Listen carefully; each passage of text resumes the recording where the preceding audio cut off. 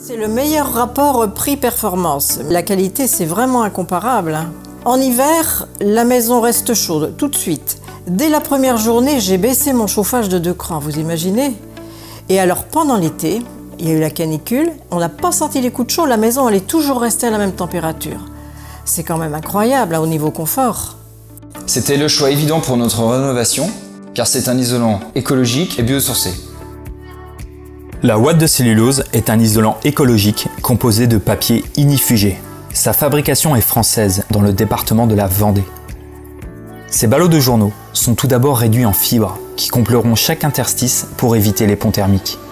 Cet écomatériau demande 3 fois moins d'énergie à la fabrication que la laine de verre. Il contribue au recyclage et engendre peu de pollution environnementale. Il permet de fossiliser et d'économiser le CO2. La ouate de cellulose peut ensuite être floquée, insufflé ou soufflé. Au-delà de son faible impact environnemental, cet isolant écologique et biosourcé possède une capacité de déphasage jusqu'à 2,5 fois supérieure par rapport à la laine de verre. Le déphasage est le temps qui est nécessaire à la chaleur pour traverser un isolant.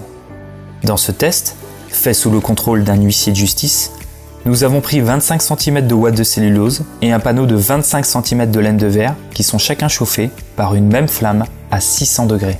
Ce test met en évidence le fait que l'air chaud traverse très difficilement la ouate de cellulose. La flamme, aux alentours des 600 degrés, ne traverse pas l'isolant, parce que le transfert des calories est presque stoppé dès le premier centimètre.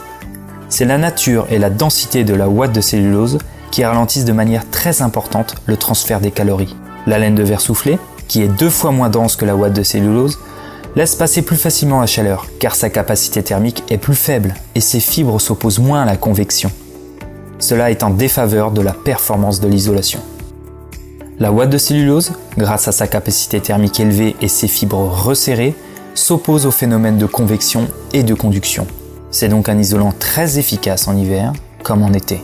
Nous constatons qu'après seulement 40 secondes, la flamme a traversé la laine de verre de 20 cm, alors que du côté de la ouate de cellulose, seulement 6 cm ont laissé passer la flamme. Ce test met en évidence l'importante capacité de la ouate de cellulose à s'opposer au flux de chaleur.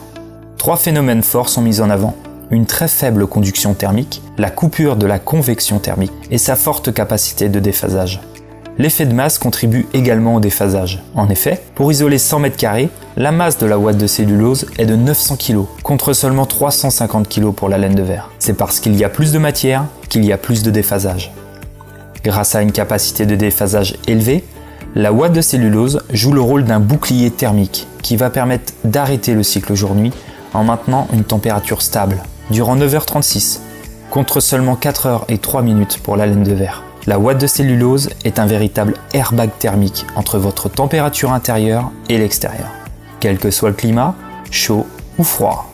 Et puis, j'ai des petits-enfants, on ne peut quand même pas continuer à gaspiller l'énergie comme ça. Je crois qu'il est temps de penser aux générations futures.